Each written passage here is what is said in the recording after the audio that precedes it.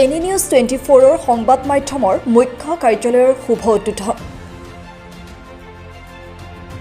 স্বাধীন চিন্তাৰ মুক্ত প্ৰকাশৰ বাবে জন্ম লাভ কৰিছিল এনি নিউজ 24 অসমৰ সংবাদ জগতত জনপ্ৰিয়তা লাভ কৰা এনি নিউজ 24ৰ কাৰ্যালয়ৰ আজি শুভ উদ্বোধন কৰা হয় সততা নিৰ্ভীকতা নিৰপেক্ষ আৰু সত্যনিষ্ঠা বাতৰি উপস্থাপন কৰাৰ লক্ষ্য আৰু উদ্দেশ্যৰে সংবাদ সেৱা আগবঢ়োৱা ৱেব পৰ্টেল নিউজ চেনেলটিৰ আজি মুখ্য কাৰ্যালয়ৰ শুভ উদ্বোধনী অনুষ্ঠানৰ আয়োজন কৰা হয় কাৰ্যালয় উদ্বোধনী অনুষ্ঠানত উপস্থিত থাকে ইত্তেহাদ ফ্ৰণ্টৰ সভাপতি নুৰ ইছলাম লালপুল আৰক্ষীৰ ভাৰপ্ৰাপ্ত বিষয়া জিতুমণি কলিতা এবিএমচিৰ ওদালগুৰি জিলাৰ সভাপতি জিয়াৰুল হক সাধাৰণ সম্পাদক আবুল কালাম আজাদ ইত্তেহাদ ফ্ৰণ্টৰ দৰং জিলা সমিতিৰ সভাপতি জিয়াৰুল হক লগতে আমন্ত্ৰিত অতিথি হিচাপে উপস্থিত থাকে দ্য নিউজ প্লাছৰ সাংবাদিক আশ্ৰানুল হক আব্দুল আৱাল NT24ৰ সাংবাদিক ৰফিক তালুকদাৰ ৰিপৰ্টাৰ অসমৰ সাংবাদিক মনিৰুল ইছলাম PI নিউজৰ সাংবাদিক আছাদুল হক লগতে উপস্থিত থাকে বিশিষ্ট গণ্যমান্য ব্যক্তিসকল লগতে বহু সংগঠনৰ ব্যক্তিসকল উপস্থিত থাকি গণতন্ত্ৰ চতুৰ্থ স্তম্ভ সাংবাদিকতাৰ বিষয়ে আলোকপাত কৰে আমি এনি নিউজ 24ৰ পৰিয়ালবৰ্গৰ তৰফৰ পৰা তেখেতসকললৈ শলাগৰ শৰাই আগবঢ়ালোঁ ৰাইজৰ পক্ষত নিৰ্ভীক আৰু নিৰপেক্ষভাৱে আমাৰ ৰাইজৰ হকে বাতৰিসমূহ পৰিৱেশন কৰিব আৰু ধনাত্মক দিশত আগবাঢ়ি যাব আৰু অনাগত দিনত এনি নিউজ 24 আৰু আমি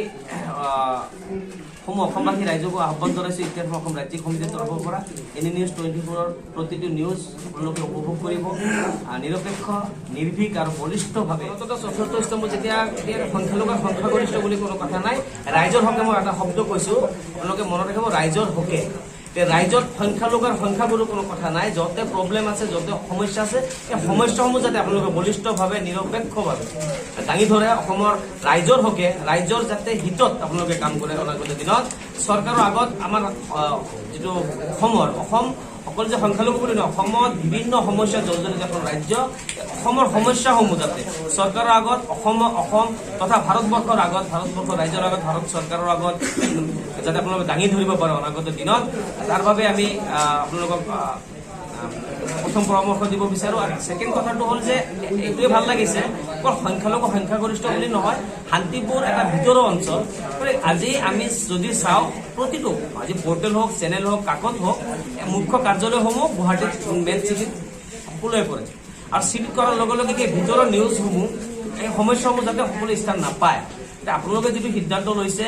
এই আপোনাৰ দৰং জিলা শান্তিপুৰ এটা ভিতৰৰ অঞ্চলত আপোনালোকে যিটো মুখ্য কাৰ্যালয় উদ্বোধন কৰিছে যি কাৰ্যালয়টো ইয়াত স্থাপন কৰিছে আৰু যাৰ বাবে এই ভিতৰৰ অঞ্চলত যিটো সমস্যাসমূহ যাতে বলিষ্ঠভাৱে আপোনালোকে দাঙি ধৰিব পাৰে আৰু এই বৃহত্তৰ অঞ্চলৰ এটা গৌৰৱ কাৰণে আমি আনন্দিত হৈছোঁ এই ইয়াত কিন্তু কোনো ধৰণৰ ৰিপৰ্টাৰ আগত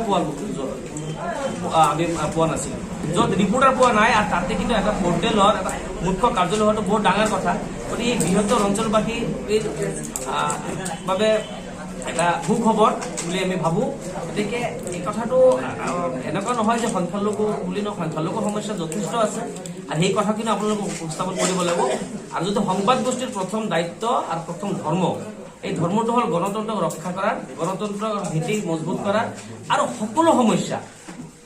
সমস্যা ইয়াত অকল এটা সমস্যা নহয় অসমটো ছেক্ৰেটাৰী ওদালগুৰি ডিষ্ট্ৰিক্ট এডিএমচি আপোনাক শলাগৰ শৰাই আগবঢ়াইছোঁ ইয়াৰ পিছতে শলাগৰ শৰাই আগবঢ়াইছোঁ নিউজ 24 আপোনাক শলাগৰ শৰাই আগবঢ়াইছোঁ ইয়াৰ পিছত আৰু এজন ব্যক্তি আছে আমাৰ মাজত জিয়াউল হক প্ৰেচিডেণ্ট ইত্যাদি আপোনাক শলাগৰ শৰাই আগবঢ়াইছোঁ শুভকামনা জ্ঞাপন কৰিছোঁ ফালৰ পৰা হিয়াবৰা তালুকদাৰ NT24 ৰিপৰ্টাৰ আপোনাক আমাৰ জৰিয়তে কি জনাব ইয়াৰ পিছত এই পৰ্টেলৰ জৰিয়তে ৰাইজে এটা সুন্দৰ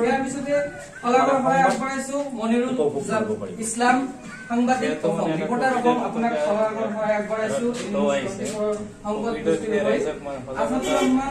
নিউজ প্লাছ আপোনাক আমাৰ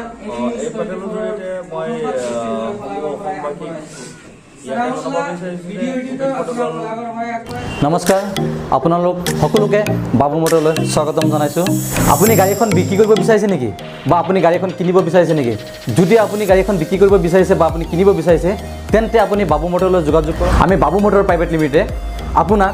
অতি কম দামত অতি কম সময়ত এখন গাড়ী দিবলৈ আমি সাজু হৈ আছোঁ গতিকে পলম নকৰিব স্ক্ৰীনত দিয়া নম্বৰটোক এতিয়াই কল কৰক আৰু আপুনি আপোনাৰ মন পচন্দৰ গাড়ী আজিয়ে লৈ যাওক